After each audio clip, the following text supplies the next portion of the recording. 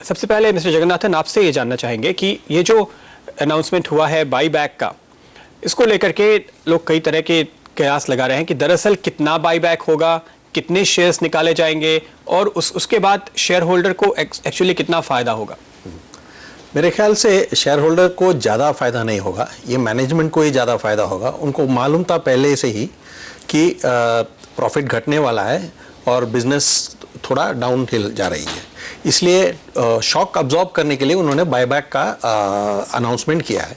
इसलिए इसी कारण उन्होंने किया है, इसलिए वो मोर फॉर मैनेजमेंट बेनिफिट है, ये कोई शेयर होल्डर को ज़्यादा बेनिफिट नहीं मिलने वाला है। लेकिन अगर आप इसको देखें तो जो अनुमान ये भी है, एक बात जो कही जा रही है काफ़ी हद तक कि RIL के बैलेंस शीट पे काफ़ी सारे ट्रेजरी स्टॉक है, अभी भी तकरीबन 20,000 करोड़ के आसपास के ट्रेजरी शेयर्स उनके पास पड़े हैं, कुछ अपनी कंपनी में, कुछ सब्सिडियरीज में। तो क्या ये शेयर कभी ना कभी बेचे जाएंगे?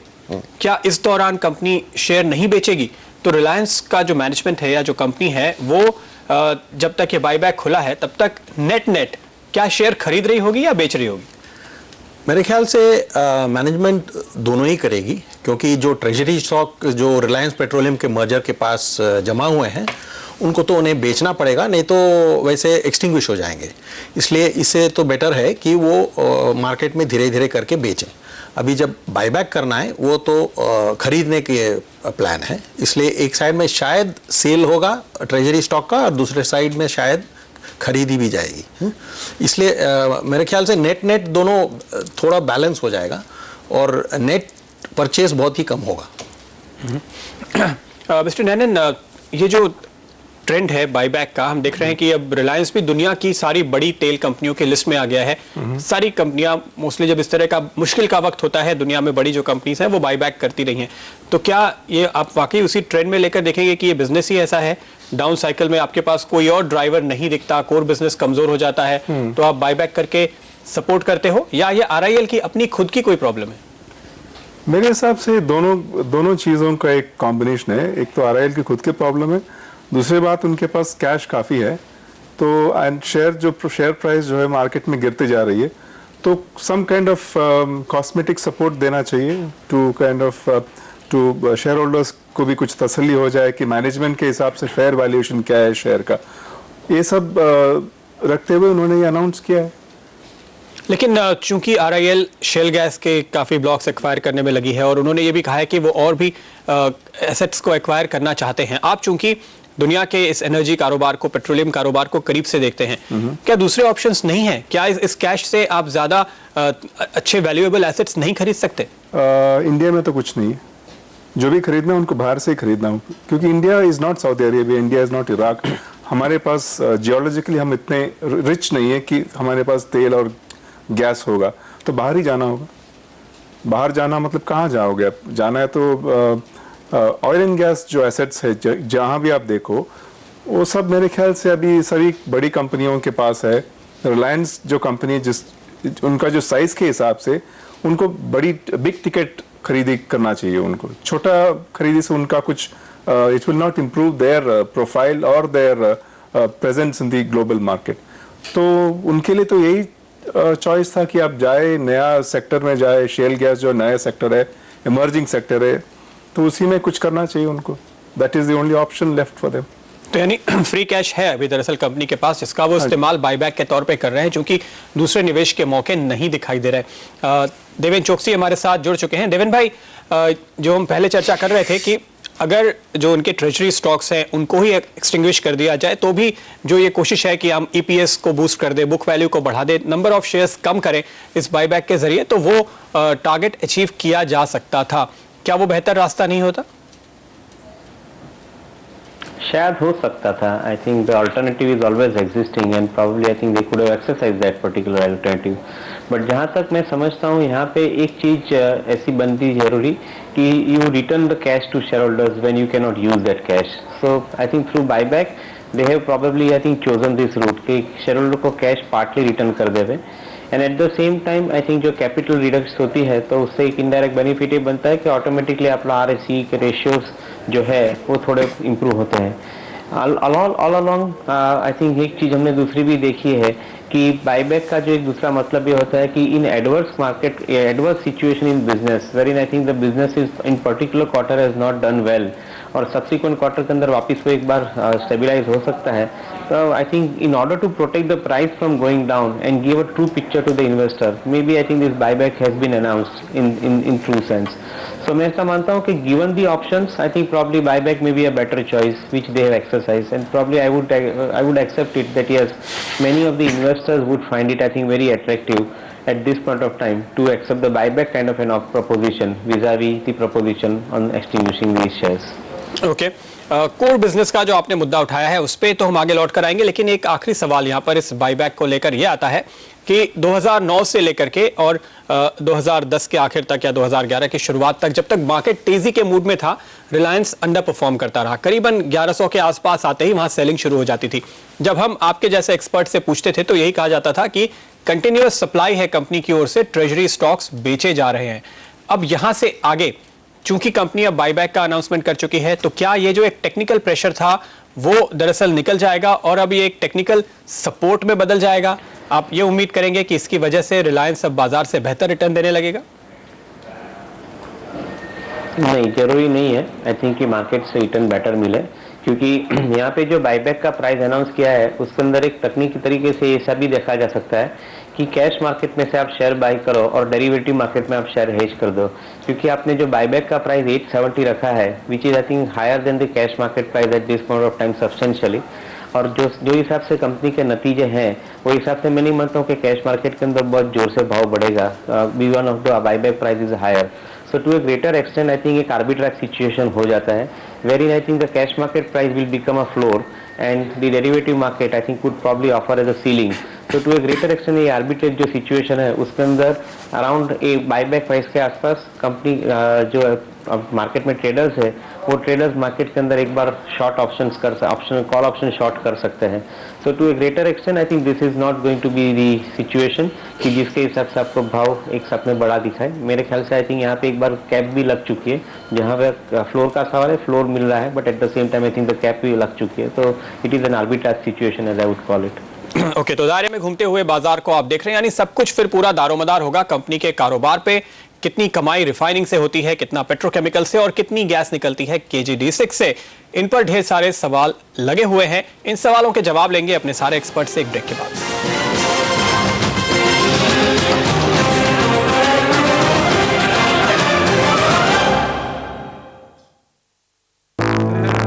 बड़ा अच्छा लगता है ये पैसा. कौन कहता है हाथ का मैल है, मेरे चेहरे की तो रौनक है ये. पापा ड्राइव करेंगे?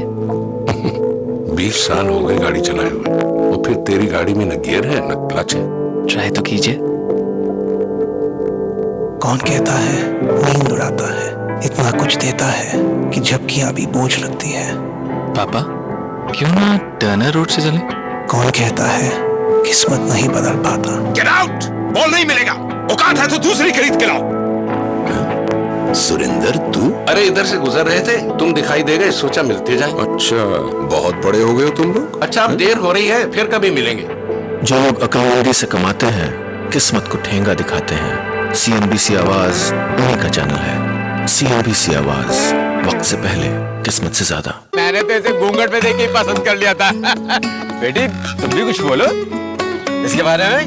जी आप बड़े ही अच्छे रंग लगाते हैं घर पर. एशियन पेंट्स अल्टेमा लगाओगे तो लोग सिर्फ घर के बारे में ही पूछेंगे. क्या आपको मंजूर है? Why dream small? Move up to sedan class in the all-new Vista. The style of a sedan, the space of a sedan, the power of a sedan, the features of a sedan.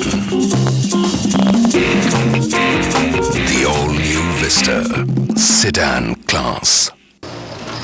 Car लेते वक्त look पे जाएं या comfort पर. Bike लेते वक्त pickup देखें या माइलेज. अब बस रिमोट का बटन दबाइए और ऐसे सभी सवालों के जवाब पाइए. साथ ही आइए हमारे साथ टेस्ट ड्राइव पर. लेटेस्ट न्यूज, नए फीचर्स और लॉन्च से पहले नई मॉडल की इंफॉर्मेशन और आपके बजट में कौन सी गाड़ी है बेस्ट, जानिए सिर्फ आवाज ओवरड्राइव पर। आवाज ओवरड्राइव के प्रायोजक हैं Samsung Galaxy Y, green ply plywood, Mahindra Bolero और JK लक्ष्मी सीमेंट। CNBC आवाज पर कही गई हर बात का असर पड़ता है लाखों ट्रेडर्स और इन्वेस्टर्स पर। इसलिए मार्केट के सभी बड़े एक्सपर्ट्स अपनी बात कहने के लिए चुनते हैं सबसे असरदार और पावरफुल प्लेटफॉर्म। ये पहुंचाता है उनकी बात सबसे ज्यादा दर्शकों तक।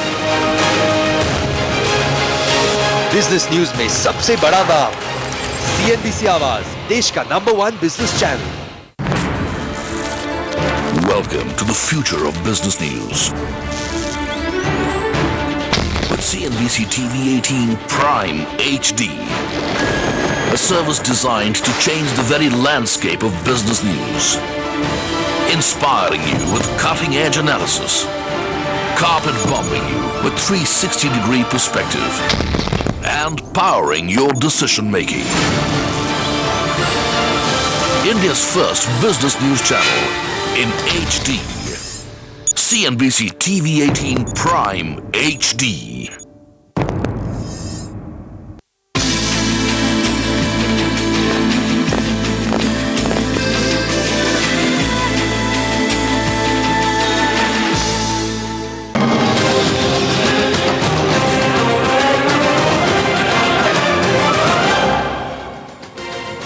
नतीजे और साथ में बाईबैक, नतीजों ने निराश किया, बाईबैक ठीक ठाक बाजार की उम्मीद के मुताबिक। ऐसे में अब आप रिलायंस के शेयर में क्या करें, ये बताने के लिए हमारे साथ हैं फर्स्टपोस्ट.com के editor R Jagannathan, Petro Watch के एडिटर मधु नैनन और KR चोकसी सिक्योरिटीज के देवेन चोकसी। चर्चा को आगे बढ़ाते हैं। मिस्टर नैनन, आपसे एक सवाल होगा पहला। जब रिलायंस ने अपनी पेट्रोकेमिकल की रिफाइनरी लगाई थी, जब तो उन्होंने रिलायंस पेट्रो के बनाते समय ये कहा था कि इसका नेल्सन कॉम्प्लेक्सिटी इंडेक्स 14 पे है, सबसे एफिशिएंट रिफाइनरी है, दूसरे जो कमाते हैं हम उससे $3-4-5 ज्यादा कमाएंगे। पहले कमा भी रहे थे, लेकिन अब अगर आप देखें तो जो सिंगापुर का हम एक बेंचमार्क लेते हैं, 2 साल पहले सिंगापुर का बेंचमार्क जो होता था उससे $4 ऊपर RIL कमाता था। पिछले क्वार्टर में $1 कम कमाया है, 7.8 सिंगापुर, $6.8 RIL। तो एक बैरल ऑयल को प्रोसेस करके आज आप मुनाफा कम कमा रहे हैं, ऐसा क्यों? इसमें दो बात है। एक तो ग्लोबल इकोनॉमिक क्राइसिस के वजह से डिमांड कम हो गया गैसोलीन का और गैस ऑयल का, दैट इज वन थिंग। दूसरी बात जो है नेल्सन कॉम्प्लेक्सिटी इंडेक्स, जो जब उन्होंने लगाई थी रिफाइनरी तब उनके पास फर्स्ट मूवर एडवांटेज था। आज बाकी के भी लोग लगा रहे रिफाइनरी, उसी टेक्नोलॉजी यूज कर रहे, दो same processes are being used, तो उनके पास जो फर्स्ट मूवर एडवांटेज था उस टाइम का आज वो नहीं है। रिलायंस के बाजू में बगल में जो रिफाइनरी लगी हुई है SR की, उनके पास भी they also are highly efficient refinery. और बाकी के जो अब लग रहे हैं इंडिया में, बीना जो है BPCL का, that is also an efficient refinery, या तो HPCL मिटल का बाटिंडा में जो लग रही है, दैट इज आल्सो एफिशिएंट। तो वो जो फर्स्ट मूवर एडवांटेज उनके पास जो था उसमें से उन्होंने काफी पैसे कमा लिए, आज वो एडवांटेज उनके पास नहीं है। तो ये तो मार्जिन GRM तो कम होगा ही। लेकिन दो बातें आप कह रहे हैं, एक तो साइक्लिकल डाउनटर्न है कि दुनिया में मंदी है, तो पेट्रोल की, गैसोलीन की डिमांड नहीं है, और नाफ्था जो कि चूंकि पेट्रोकेमिकल में यूज होता है तो उन प्रोडक्ट्स की डिमांड नहीं है, तो दोनों जगह पे मार्जिन कम हो गई। तो ये साइक्लिकल फैक्टर के तौर पे लिया जाए, या फिर एक ट्रेंड है कि अब तो कंपटीशन आ गया, तो अब आप इस GRM के साथ जीने के लिए आगे भी तैयार हो जाइए, $14-15 भूल जाइए, बेस्ट केस $10, वर्स्ट केस $7। नहीं, दोनों बात है, दोनों बात इसी में जुड़ी हुई है। साइक्लिकल भी है, प्लस आप you have to live with lower GRMs because competitors are in the business today with efficient refineries, equally efficient refineries, or maybe even better refineries. Technology ऐसा नहीं है कि कहीं एक जगह जाके बंद हो जाती है। इसका जो डेवलपमेंट है आगे भी चल के, processes are refined, you get better technology as you go down the line, as you go ahead. तो बाकी के competitors they will bring in the best technology. Correct. तो ऐसे में फिर एनालिस्ट क्या कहेंगे? देवेन भाई, क्या अनुमान है आपका अगले क्वार्टर में? क्या ये GRM सुधरेगा? 2012 के साल में या 2012-13 के वित्त वर्ष में आप GRM का क्या टारगेट लेकर के, अनुमान लेकर चल रहे हैं? I think to put the GRM target would be slightly difficult at this point of time. We can always look at I think quarter by quarter. But जो हिसाब से I think कंपनी की वेटेज ज़्यादा है particularly LPG और gasoline के ऊपर, and LPG और गैसोलीन के जो दाम उनको जो मिल रहे हैं मार्केट के अंदर, तो एक greater extent I think that is affecting the margin because they have been able to realise I think much lower because of that particular fall in the GRM in this two products particularly. So उसके हिसाब से अभी ये quarter के अंदर थोड़ा बहुत संभला है, बट मैं नहीं मानता हूँ कि उसमें कोई ड्रास्टिक इंप्रूवमेंट आया है. So we may probably also have to see how exactly March ended quarter pans out. If you see in the March ended quarter some improvement happening, then probably अगले क्वार्टर के हिसाब से हम थोड़ा बहुत ज़्यादा ध्यान दे सकते हैं. बट जो हिसाब से ग्लोबल एनवायरनमेंट के अंदर चैलेंजेस है, वो हिसाब से मैं नहीं समझता हूँ कि बहुत बड़ा ज़्यादा इंप्रूवमेंट आएगा. GRM margins may improve from 2.2% to come back to around 3.5% ultimately. But I don't think that I think we will immediately see 4.5% kind of an EBITDA margin from the refining business coming into them in very short period of time. तो ये बात हो गई refinery business की. दूसरा जो अहम business है मिस्टर जगन्नाथन, और जिसके चलते 2008 और 2009 के कमजोर बाजार में RIL को बड़ा वैल्यूएशन दिया जा रहा था, वो था गैस. क्योंकि उस समय अंदाजा था कि 80 MMSCMD जल्दी आ जाएगा. अब 40 के नीचे आ चुके हैं, हो सकता है और भी कम हो जाए. प्रोडक्शन का अंदाजा नहीं है और सरकार ये कह रही है कि इसमें से हम आपको मुनाफा भी नहीं कमाने देंगे. तो एक एनालिस्ट, एक एक्सपर्ट वैल्यूएशन कैसे लगाए कि उस गैस कारोबार का बिजनेस क्या है? शॉर्ट टर्म में इसका वैल्यूएशन करना बहुत ही मुश्किल है, क्योंकि हमें कृष्णा गोदावरी के गैस फील्ड से कितना प्रोडक्शन बढ़ेगा या कम होगा वो अभी हमें मालूम नहीं है. कंपनी इस पे कोई गाइडेंस नहीं दिया है और उन्होंने कहा कि टेक्निकल प्रॉब्लम्स है. मेरे ख्याल से अभी क्या है, पॉलिसी का असर रिलायंस पे ज़्यादा है, क्योंकि ऑफिशियल UPA का पॉलिसी है कि तेल का दाम बहुत ही कम रहे, उसे डोमेस्टिक मार्केट में बहुत ही सब्सिडी दिया जा रहा है.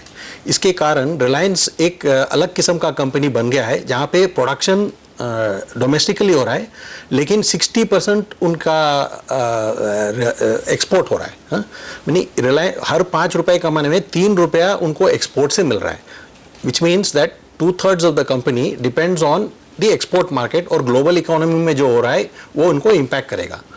यहाँ पे अगर ऊर्जा प्राइसिंग में आप अगर रिफॉर्म करेंगे तो रिलायंस 2-3 साल में बहुत ही प्रॉफिट कमाएगा, क्योंकि उसमें बहुत गैस प्राइसिंग और उसमें उनको बेनिफिट मिलेगा. लेकिन ये तो प्रॉब्लम है कि सरकार RIL के तो जो गैस के दाम है वो बढ़ाने को तैयार नहीं है. मेरे ख्याल से 2014 में ही ये रिवाइज होंगे, क्योंकि 2009 में प्रोडक्शन शुरू हुआ था, 5 साल बाद. तब तक भले ही हम $15 पे दुनिया से गैस इंपोर्ट करेंगे, लेकिन रिलायंस को वैल्यूएशन नहीं मिलेगा. पर जो दूसरा मामला है, जहाँ पे आर्बिट्रेशन की बात RIL कर रहा है कि अगर प्रोडक्शन कम हुआ तो क्या पूरा का पूरा प्रॉफिट सरकार ले जाएगी, इस पर क्या कोई क्लैरिटी है? नहीं, मेरे ख्याल से रिलायंस प्रॉब्ली स्ट्रेटेजिकली अभी गैस का प्रोडक्शन कम करना उनके लिए अच्छा है.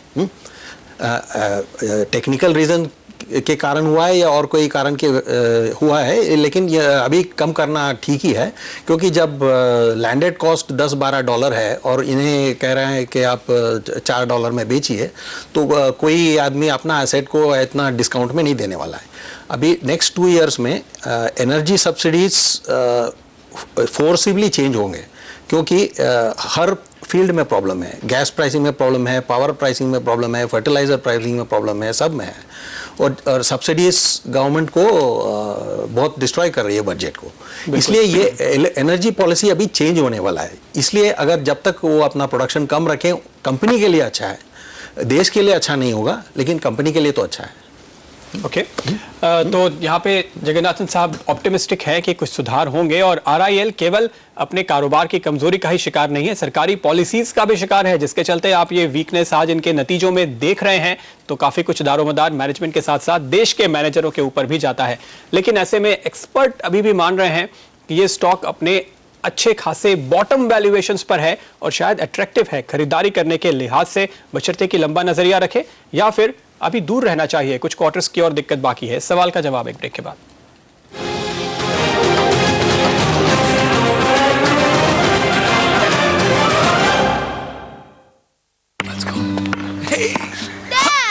क्यों किया? समझो.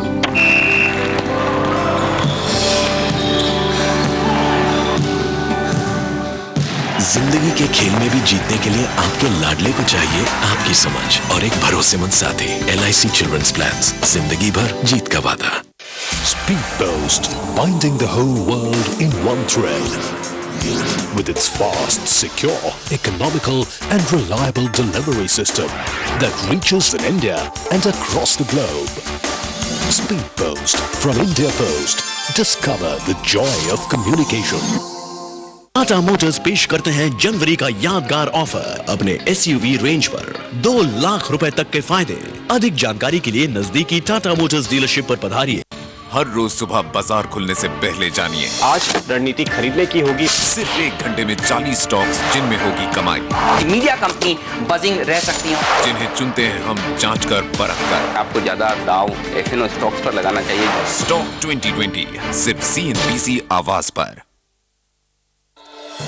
स्टॉक 2020 के प्रायोजक हैं forever jewellery, IDBI federal life insurance का चाइल्ड इंश्योरेंस और महिंद्रा बोलेरो। सरकार की हर पॉलिसी का, देश की इकोनॉमी और इंडस्ट्री के हर एक्शन का सीधा असर पड़ता है आप पर। इसलिए देश के सारे डिसीजन मेकर्स अपनी बात कहने के लिए चुनते हैं CNBC आवाज, क्योंकि ये पहुंचाता है उनकी बात सबसे ज्यादा दर्शकों तक। बिजनेस न्यूज में सबसे बड़ा नाम CNBC आवाज, देश का नंबर 1 बिजनेस चैनल।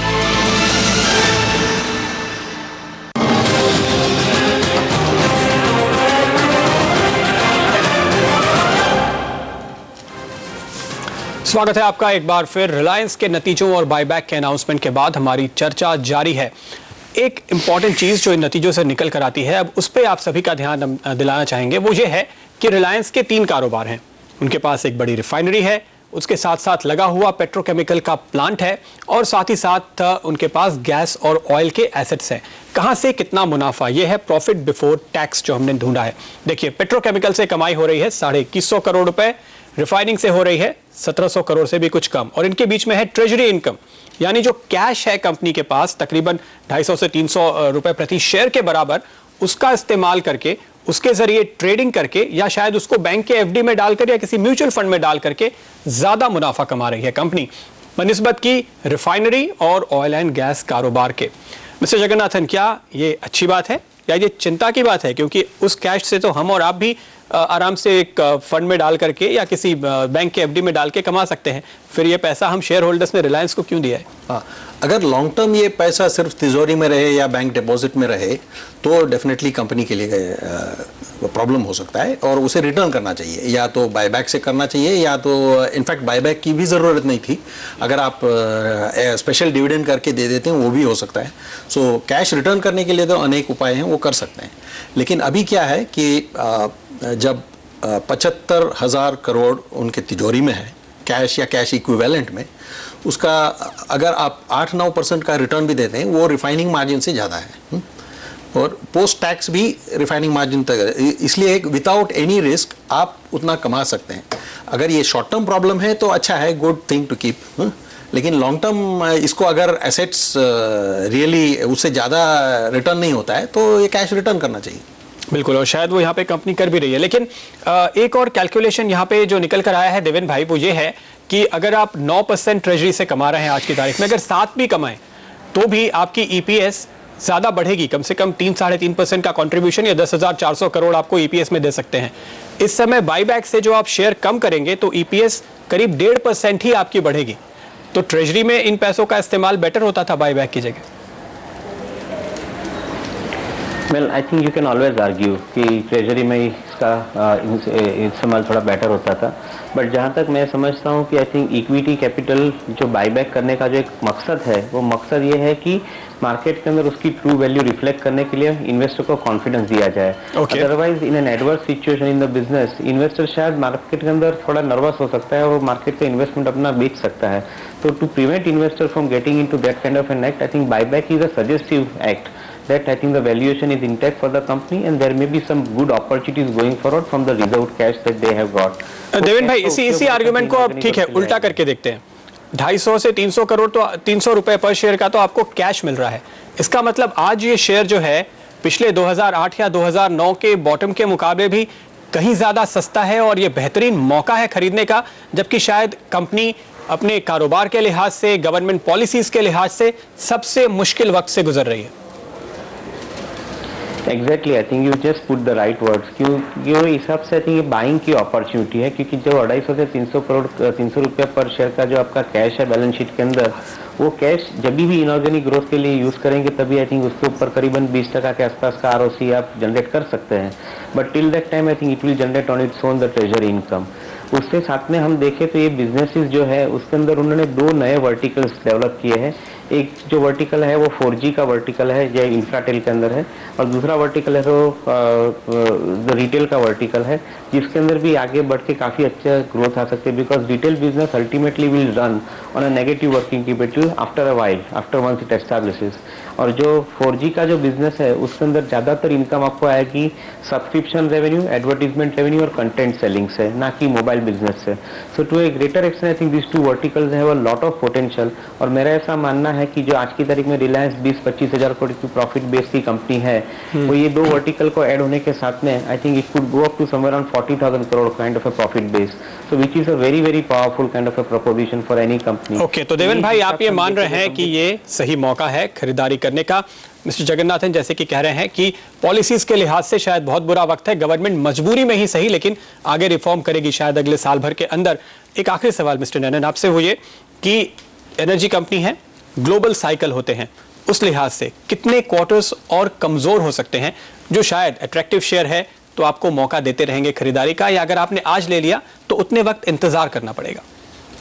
मेरे हिसाब से कम 2 या 3 साल तो वेट करना पड़ेगा।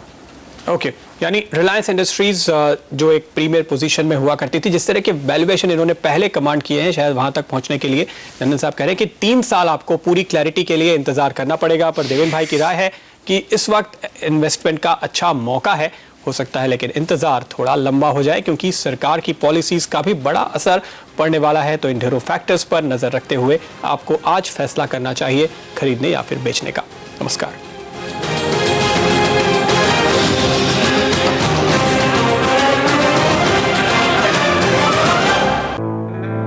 बड़ा अच्छा लगता है ये पैसा, कौन कहता है हाथ का मैल है, मेरे चेहरे की तो रौनक है ये।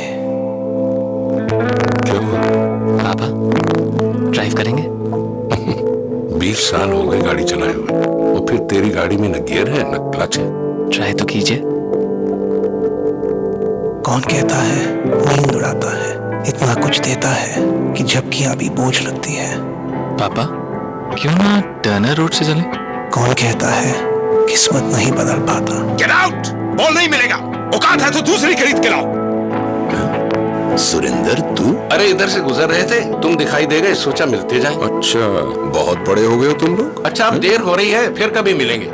जो लोग अक्लमंदी से कमाते हैं, किस्मत को ठेंगा दिखाते हैं, CNBC आवाज उन्हीं का चैनल है। CNBC आवाज, वक्त से पहले, किस्मत से ज्यादा। कब से कह रहे हैं, बस 6 महीने में बन जाएगा। बन गया ड्रीम होम। एक चीज मैंने सीखी है, भरोसा उसी का जिसकी गारंटी हो। जैसे GMI प्लान, ये देता है निवेश की रकम को दुगना करने की पक्की गारंटी। बजाज एलियंस, जियो बेफिक्र।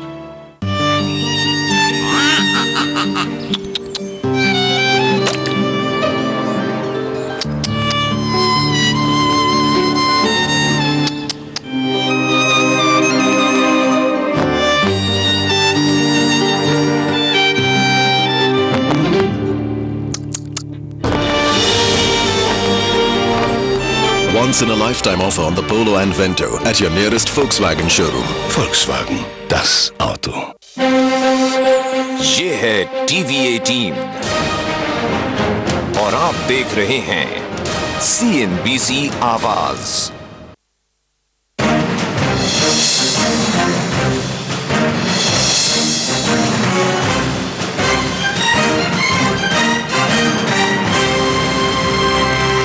नमस्कार, आप देख रहे हैं CNBC आवाज और यह है खास मुलाकात। आज हमारी बातचीत हो रही है भारत के रेल मंत्री दिनेश